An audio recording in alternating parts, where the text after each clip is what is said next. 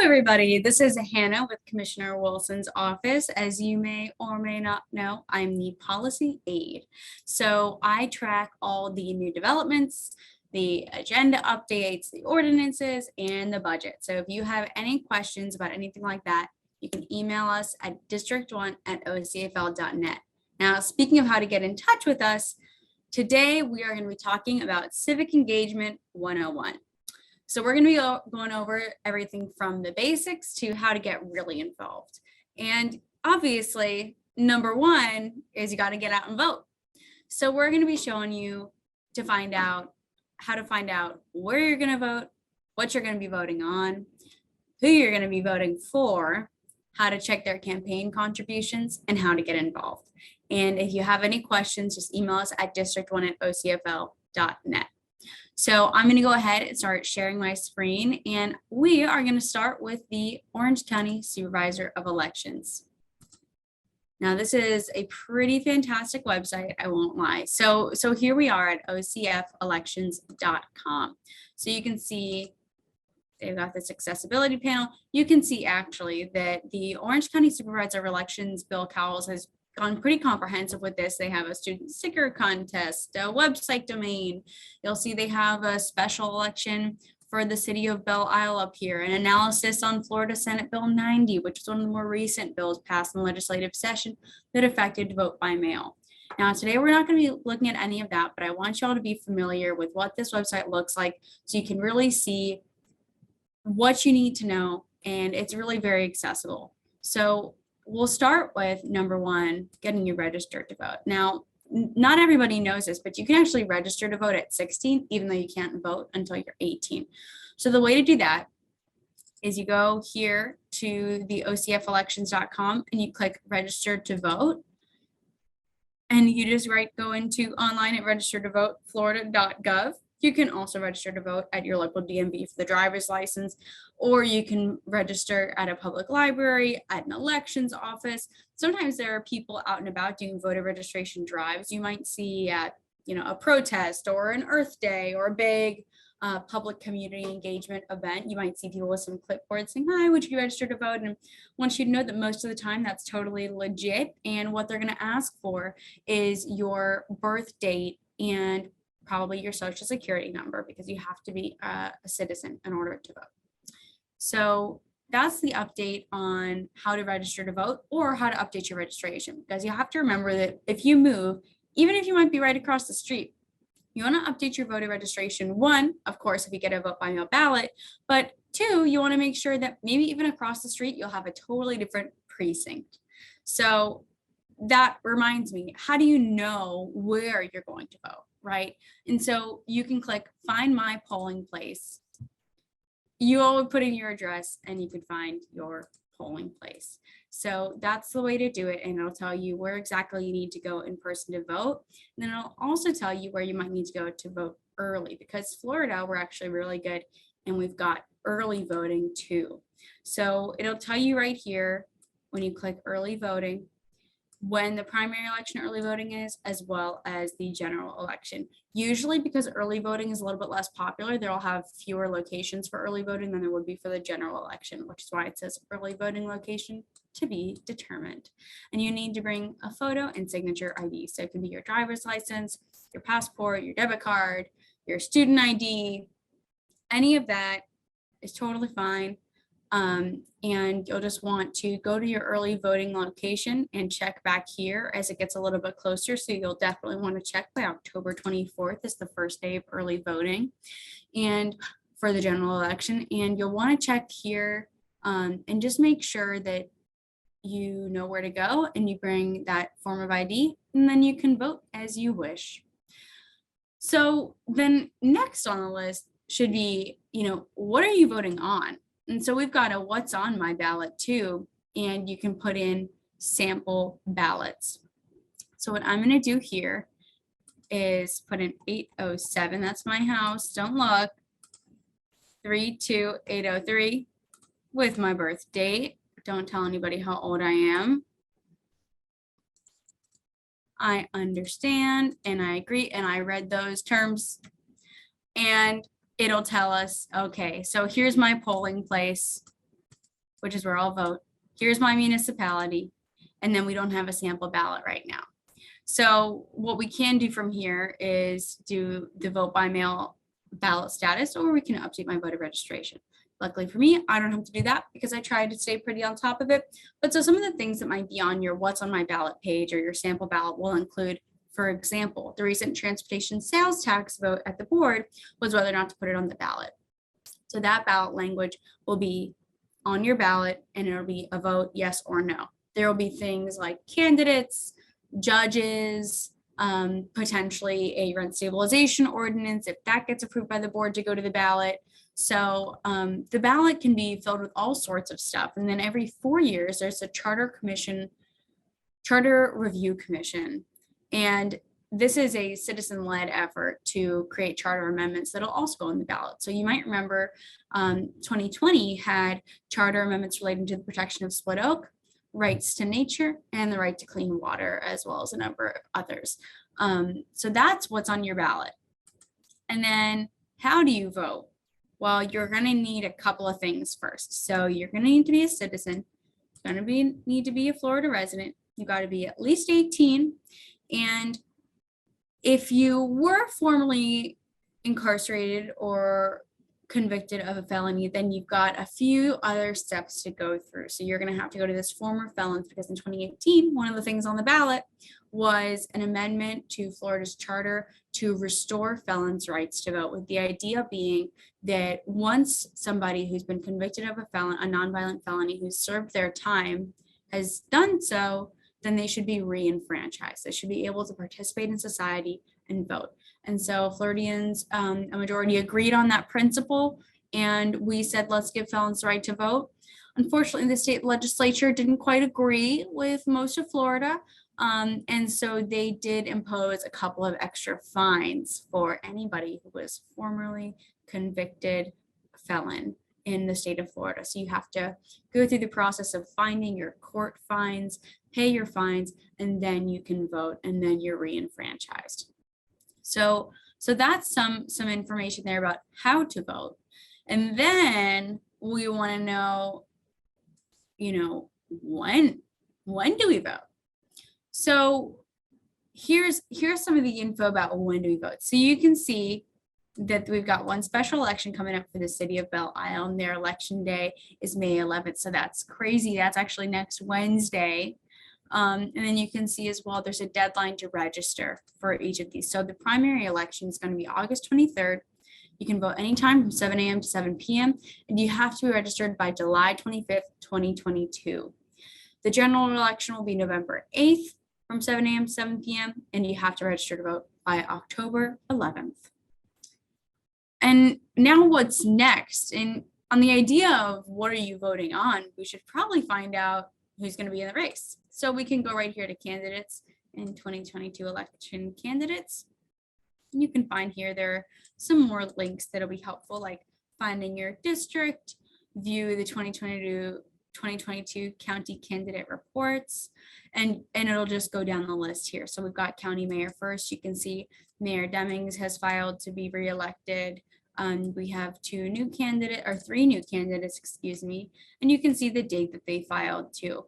So this one is relatively recent.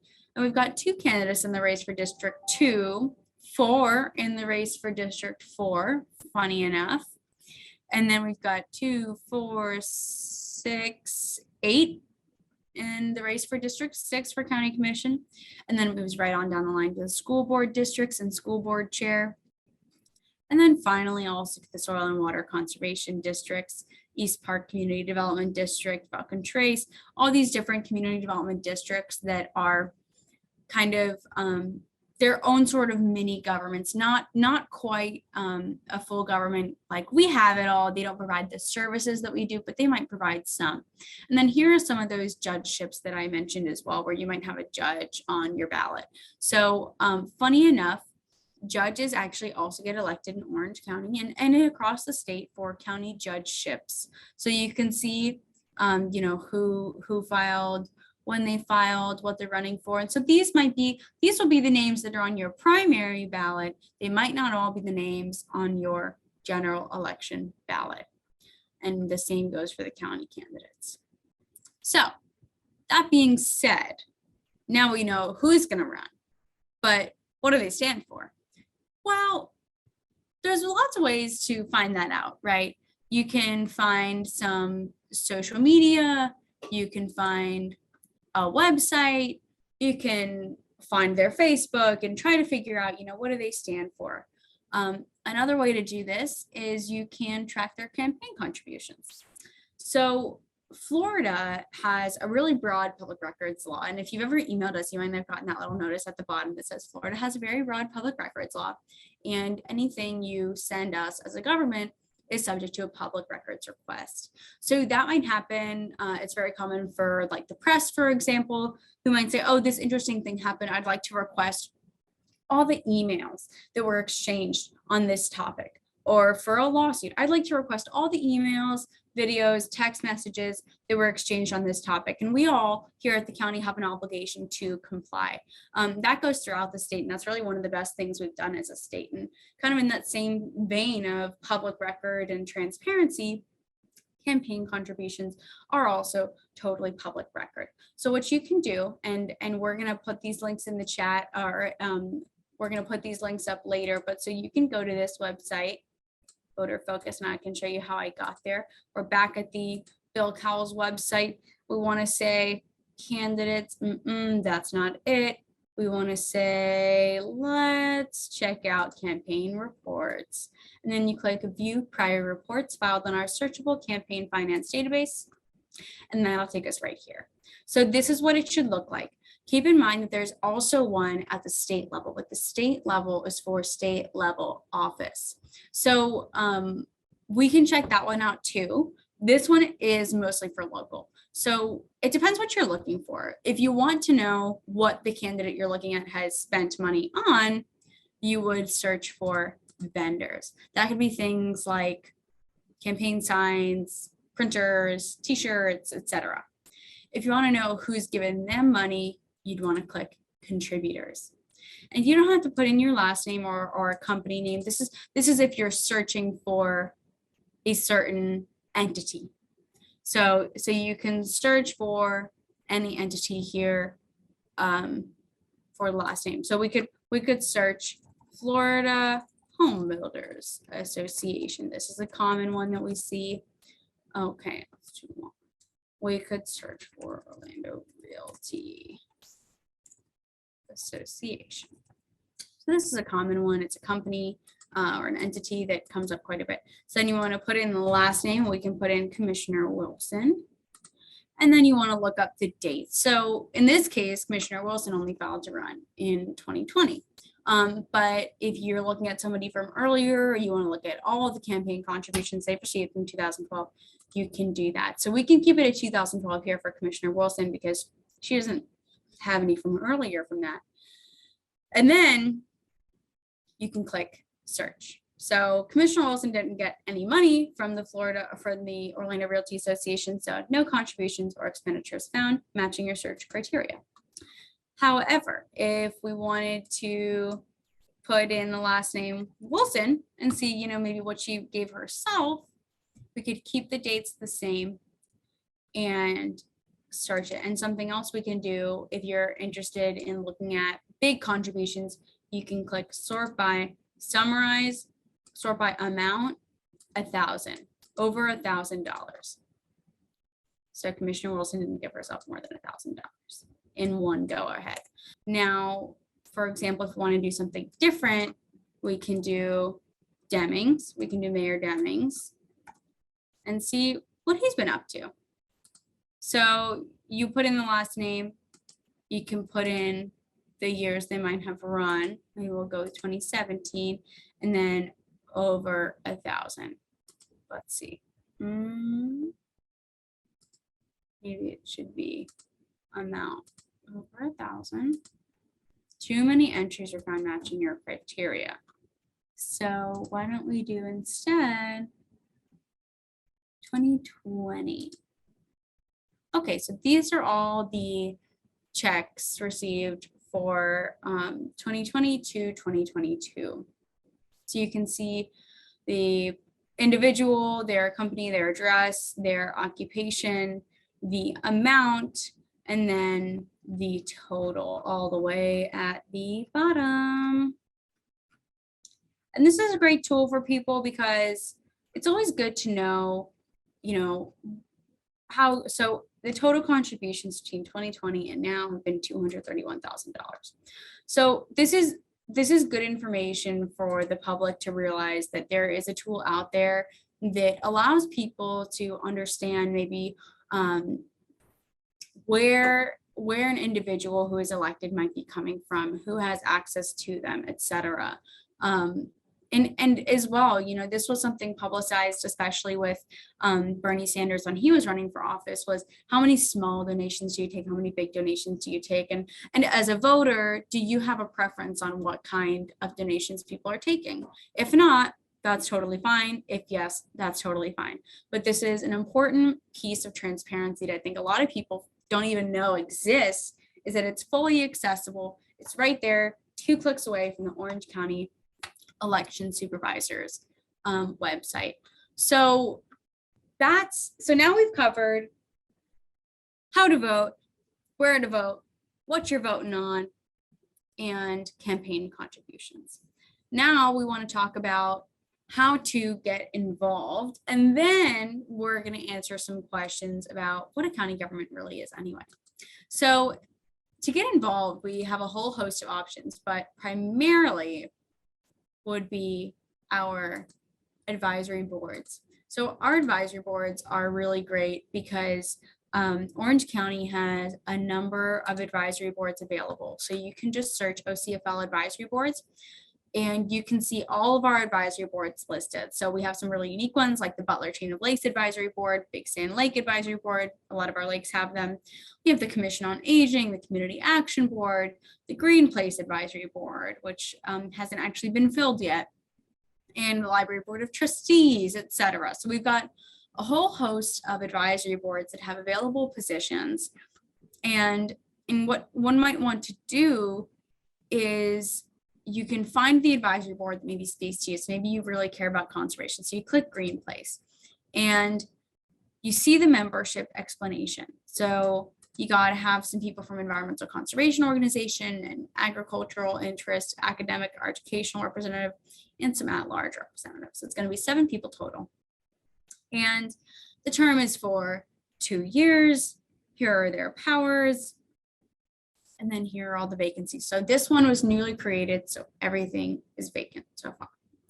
But if we want to go to a more established board and see how you can kind of understand maybe the Affordable Housing Advisory Board, see what's going on there, you can see their liaison, who you might talk to if you're on the board, who serves on the board, who's represented here, the term length, where they meet and when, and then their vacancies. So there are no vacancies, but you can see the roster. So you can see everybody who sits on this board and then their member type, or what kind of role they're filling and what kind of perspective they're bringing to the table.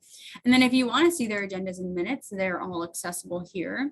And it's great. So if you want to apply for an advisory board, you can just click apply for an advisory board, put in your name, and you want to select 3 different boards that you might be interested in serving on.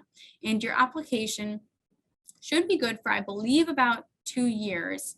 And the MMRB, the Membership and Mission Review Board, will independently research all the people who apply for these boards and then contact you later and say, hey, we have an opening actually for this board. You indicated interest at this time. Are you still interested in serving? And then you'll go through the process from there. So that's one way to get involved, is through boards if you're over 18. If you are over 18 but not looking to get on a board and you want an internship, we have plenty of those available too through our office. So we have social media internship, administrative internship, and policy research internship. So each of the interns provides a really important role in our office, because the most fundamental piece of government has to be transparency. with everything that's gone on in the past 30 years in Florida, frankly, since Bush v. Gore, we've had issues with transparency in government, and we can't blame people either. As a government, we've failed in a lot of ways. And what's worse is we don't always tend to own those failures, and it's hard to ask people to show up and participate when they might not feel heard. So these internships are a really great way to make sure that our young people feel like they can engage with government, and things like this Civic Engagement 101 and our weekly virtual office hours are all ways that we try to really make sure that our constituency feels like they can transparently access our office and get the information they need. So part of that important internship is social media. And while it sounds like fluffy, it's actually not, because a lot of the social media that we do is relating to direct Board of County Commissioners, BCC, decisions. So we want to make sure that people know what's going on at the board and feel like they can go back and watch it and understand it. And so we do that through a variety of ways. So the internship is one opportunity for young people to get involved. Now, if you want to be a recipient of that information, I'll go ahead and share my screen again and show you how to find a recording of a board meeting. So you'll go to ocfl.net, you'll go to Residents, Orange TV, and then if you want to watch it live, you'll click Watch Orange TV Live. But if you want to watch an old video, it goes back as early as 2011 for most of these. So if you want to go back and watch redistricting, you can.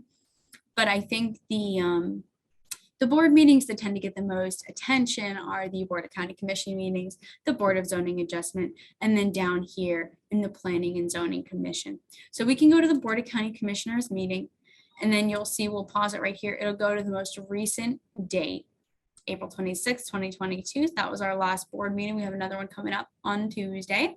And as you can see, there are all these segments that are really helpful, so you can click through. So there's quite a few on the transportation sales tax, obviously. So we can go to dock construction, for example, and it'll begin playing, and you can kind of scrub through and see commissioners' comments and things like that. So that's how you access recordings of the Board of County Commission meetings, as well as any other meetings that you might be interested in. If you're interested in, for example, applying to the Community Action Board or the Citizen Safety Task Force or Domestic Violence Commission, you can go back and watch some of those meetings and say, actually, yes, I think this board is for me, and here's why.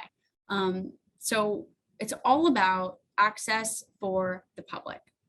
And then I'm going to pull up one of our most recent newsletters. Newsletters are another way that we really take pride in the way that we interact with our residents and make sure that everybody feels like they know exactly what is going on at the board that might be of interest to them. So we do a bi-weekly legislative update for the board, and then we also do a monthly community meeting updates. So we will highlight all the community meetings we go through for the whole month ahead of time so that people have enough time to say, okay, I'm going to go to this. And then we also tend to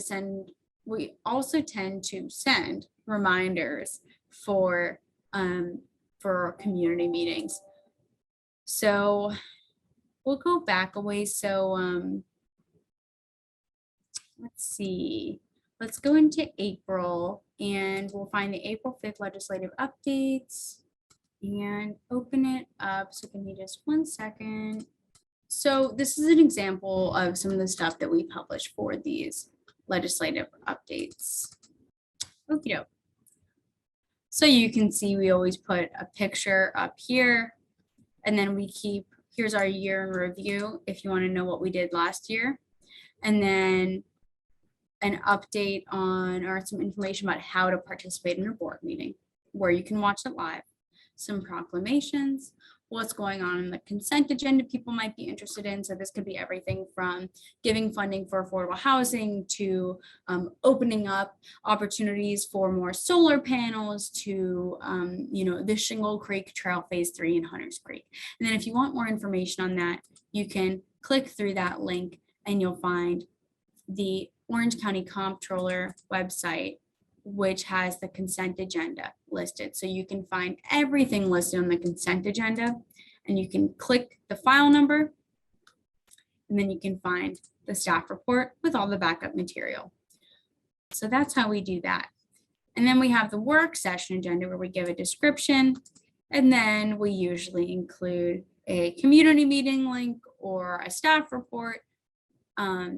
And we do the same thing for public hearings. So all the new developments that I track, and then when they're coming to the board, we summarize the request, and then we put in the staff report as well as a location. So those are the April 5th community legislative updates that are really the best way to make sure that we're getting the information out there. And then here's an example of community updates that went out recently. So we have, once again, the year in review, and then we have all of the community meetings coming up. So we summarize what we're going to be talking about, the time, the location. And so as you can see, we've got a whole bunch of developments this month. So we have like 12 community meetings this month, some virtual, most of them in person. So I'm sure we'll see a lot of you this month if you come out there. So we had one on Monday, and then we also have one tomorrow in person at Bridgewater Middle School. This is for about 184 residential units in Horizon West area, technically adjacent to the Lake Avalon Rural Settlement with a mix of sizes of homes. Now we've got one down on 192 for some apartments near the entertainment corridor, one for just one house. It's going to be a virtual community meeting, some rezonings, another rezoning community meeting in June, and then another community meeting again in early June, and then internships. So, and then finally a reminder to join our virtual office hours. So these are just some of the ways that we really try to make sure that we're transparent about what we're doing here in this office. So often local government can be kind of mystifying, and that's not the way it should be, because local government is what's closest to you. So then finally, I'm just going to do an additional plug-in for our annual report and review. So our year in review, excuse me. So this is what we did last year. So we've got our cover page, a little summary, some of our event highlights, some tours, and then some numbers. And then we've also got policy, which is obviously my favorite part. So we've got a number of things listed here, from infrastructure projects and community capital improvement projects to new policies, to new parks, schools, ordinances, a whole host of things. And local government does a lot more than I think people realize. So we keep busy here, that's for sure. You can see we have our Green Place Board. This is something Commissioner Wilson really advocated strongly for. And so we've got some future events too. So this is really, once again, just another example of why it's so important to make sure that people know what's going on in local government, because especially Orange County, we're so lucky we have all these tools to inform people. But unfortunately, they're not always well publicized, and people don't realize the wealth of information we have here in Orange County that the public can access. So that's kind of a general overview of how to participate. And maybe I should have started with this, but I think we should probably touch on why should you participate. So it's important to participate on a philosophical level with government and local government, especially because, again, with local government, that's what's closest to you. And with government in general, government is run by the people who show up. And if you care about your community, you should show up, whether that's at the voting booth or at an advisory board, or if you just want to send us an email asking questions, we love those too. So I think we've received quite a few questions about that might seem kind of general, but they're actually really great questions. So for starters, what does my local government do? Well, Orange County is kind of unique in that it's a charter county. And keep in mind, Orange County is one of 67 counties in Florida. So we've got quite a few, but because Orange County is a charter county, we have written guiding documents which outline our governmental structure. So if you might recall from earlier in this, we had discussed the Citizens Review Commission, and charter amendments that you might have voted on in 2020 and 2018. Those charter amendments are part of our guiding document, which is our charter. So once those were adopted, relating to split oak and rights of nature and right to clean water, those were incorporated into our charter and now our guiding documents. So every vote that we take should be guided by those amendments. You can learn more about charter counties and non-charter counties from our website. Our website actually has a frequently asked questions page that we've worked on because people ask a lot of really good questions, and unless your full-time job is to participate, it's really hard to do that. And we understand that. So local government does everything from ordinances to fixing your street lights to repairing a pothole to regulating your chickens. And you might remember that one because it was a little bit controversial last August when we figured out a way to regulate backyard chickens in Orange County. And don't worry, it is very strictly regulated. You got to take classes, your coop has to be a certain size, you got to have setbacks, and you can only have a maximum of 4 hens, if I remember correctly. And it doesn't apply everywhere. So that's what your local government does. And it's important to get involved because since we're so close to you all as residents, it tends to be the most consequential decisions that happen here. And they tend to not get much fanfare either, which for better or for worse impacts everybody. So it's the local government needs to be the most accessible of all the tiers of government, and we really want to do that. Now, here's a really good question too, is who do I contact? My zip code says this, but I'm in unincorporated Orange County. Well, it's kind of interesting because in Orange County, we have got a whole host of municipalities, quite a few, Orlando, Ocoee, Windermere, Buffalo, all of these are different municipalities of varying sizes, which might have some of their own regulations. They can opt into some of ours, but you might have a zip code that you're not technically in the city. And so the city has its own services, has its own government and its own structure than the county. But you only get a zip code based on the US Post Office. So we don't do anything with zip codes. So you might say, my zip code says I live in Winter Garden, but I live in unincorporated Orange County. And that could totally be true. And you would still want to come to us for any of your issues. So you have a mailing address that's associated with a nearby city designated by the US Postal Service, but you might not live inside the city limits because you would know because you would receive their services and things like that. And if you really want to know too, you can go to the Orange County Property Appraiser website, which I'll share for you. And you should be able to put on some layers here. So it's always good to play around actually with the Orange County Property Appraiser. So you can see all the municipalities we have here. So we've got Maitland, Eatonville, Winter Park, Orlando, Oakland, Winter Garden, Ocoee. So what you want to do, Windermere. So you can put in layers, and then you can go to the zoning, zip code, future land use. But for now, I think we're just going to go to jurisdiction. So you can see right here, for example, the other day we had somebody ask about this plaza right here, and we had to go into the Orange County Property Appraiser and said, oh, well, I guess technically it's in Winter Garden. So that's the way that we do that. And this will tell you where every part of incorporated Orange County lies. And then you see it says unincorporated over here. So that's how you know where you are. And then, okay, so you're watching the Board of County Commission meeting. You start in the morning at 9 a.m. It seems like you thought you wanted to comment in the morning, but maybe you want to do it in the afternoon.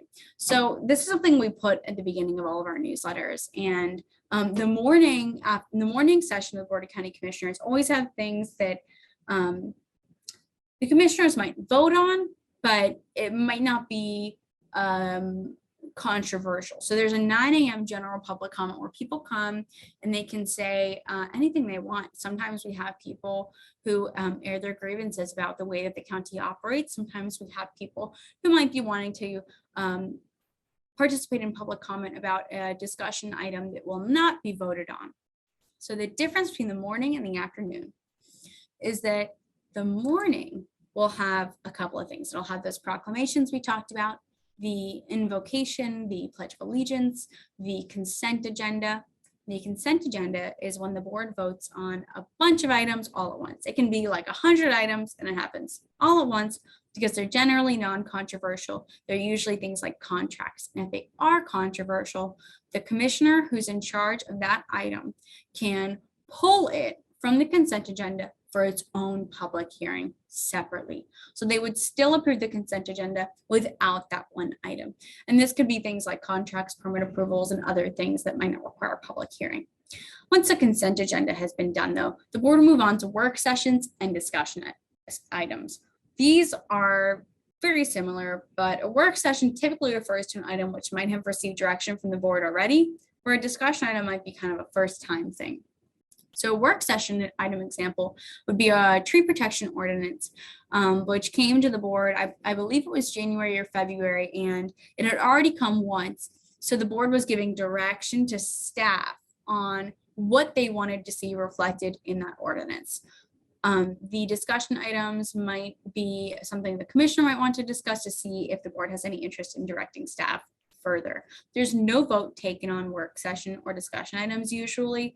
These are just an opportunity for the public to hear what commissioners are all thinking, because part of Florida's transparency with that public records law is the sunshine law. So it means that commissioners can't talk to each other about which way they'll vote on things or things that might eventually come to a vote. So anything that might eventually come to a vote, including things that could be a work session or discussion item and later on be voted on, they can't talk to each other about unless it's a publicly noticed hearing. And so the Board of County Commissioners meetings are publicly noticed hearings. And so those go on like that. And that'll be the first time that the board is hearing each other's thoughts on different topics for those items. Now, once those end, the board will take a break for lunch and they come back at 2 p.m. for public hearings. Now, public hearings are at 2 p.m. always, and that's just so that we can provide some predictability for people who might have to take off work to get to something. Now, we can't guarantee what time an item will come up after 2 p.m., but we can just say it'll happen after 2 p.m. because things happen that we never expect. So each item does not have a certain time, but they're all voted on and they're all open to the public for a specific comment. So in the beginning of the day, if you had a work session or a discussion session and you wanted to make sure your input was heard, you would have to comment at 9 a.m. for a general comment. But if you're voting on a specific item or if you're speaking, on a specific item that will be voted on, like a land use case or an ordinance, then you want to come after 2 p.m. and they will call the item, staff will describe the item, and then they'll say, is there anybody here for public comment? To which you should have registered via the website online, or you could have done it at the front desk prior to the public hearing. And if you have any questions about it, just email us. And if you want to know what's going to be on the agenda, sign up for our newsletter. So the last thing is how to read the budget. And this is a much bigger conversation about how to read the budget, but I do want to point out that the budget is available online for the public to read, and they do have a how to read a budget page. So it's very useful. I highly recommend everybody check it out. It's on ocfl.net, and you can just put in the search bar budget and it'll show you the adopted budget. We are entering in budget season, so make sure to watch out. And this year we're going to have a newsletter special edition just to explain the budget as well. So we really want to make sure everybody feels like they can engage. And I hope you enjoyed this Civic Engagement 101. And please, please, please don't hesitate to reach out with any questions. Thank you for your participation. Democracy is not a passive sport. We have to be engaged in whatever way you feel comfortable and capable. And if you want to learn more, please don't hesitate to reach out. Thank you and have a lovely day.